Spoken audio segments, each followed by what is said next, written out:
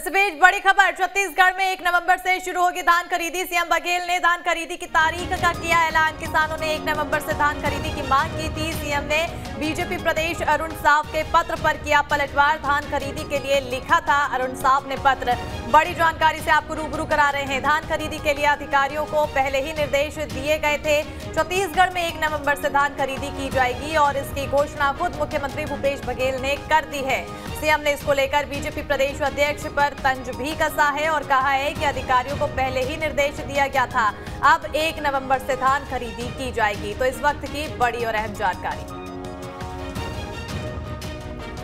तो सभी किसानों ने मांग की कि इस साल फसल जल्दी पक जाएगा, और तो मैंने निर्देश दिया अधिकारियों को कि तैयारी करो। बारदाने की स्थिति क्या है, खरीदी की स्थिति क्या है, वहाँ जो खरीदी केंद्र है उसकी व्यवस्था देखो, शायद उसको जानकारी हो गई होगी। हमारी तैयारी पहले से, और 1 नवंबर से ही धान खरीदी शुरू करेंगे।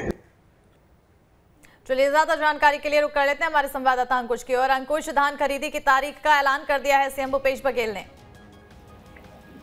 जी हाँ, बिल्कुल। वो पिछले 3 सालों से, मतलब जब से कांग्रेस की सरकार आई है तब से लगातार ये मांग उठ रही थी कि नवंबर के महीने में खरीदी होनी चाहिए, लेकिन कुछ कारणोंवश और तैयारियों की लेट गति के कारण धान खरीदी जो है दिसंबर महीने से शुरू हो पाती थी। लेकिन इस बार मुख्यमंत्री भूपेश बघेल ने ऐलान कर दिया है, तारीख की घोषणा कर दी है कि 1 नवंबर से ही छत्तीसगढ़ में धान खरीदी होगी। क्योंकि छत्तीसगढ़ में, पूरा छत्तीसगढ़ जो है धान का कटोरा कहलाता है और सबसे ज्यादा उत्पादक जो है वो धान होती है। किसान सबसे ज्यादा धान के हैं।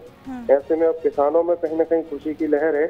आप जो सरकारी तौर पर जो समर्थन मूल्य की जो तैयारियां हैं वो पूरी कर ली गई हैं। अधिकारियों से बातचीत के बाद मुख्यमंत्री ने इस तारीख का ऐलान किया है। ठीक है, बहुत बहुत शुक्रिया अंकुश तमाम जानकारी देने के लिए। तो सीएम भूपेश बघेल ने बड़ा ऐलान किया, धान खरीदी की तारीख का ऐलान किया, जिसके बाद किसानों में खुशी की लहर।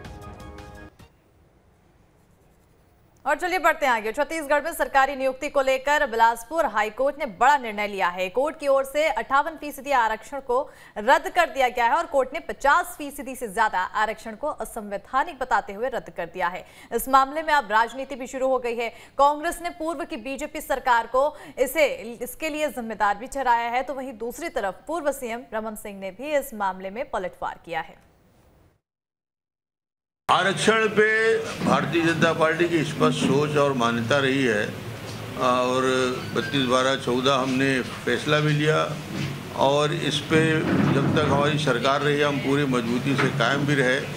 आज कोर्ट का फैसला है, इसका मतलब है कि वर्तमान सरकार ने इस पूरे मामले को उतनी गंभीरता से नहीं लिया जितना इस मामले को लिया जाना चाहिए था, और आज आरक्षण वापस फिर कम हो चुका है। तो मुझे लगता है कि सरकार सुप्रीम कोर्ट में के बड़े वकीलों को लाकर इस गंभीर मुद्दे को पूरी ताकत के साथ लगाना था, मगर सरकार की गंभीरता दिख रही है कि आज फैसला उनके विरोध में आ गया।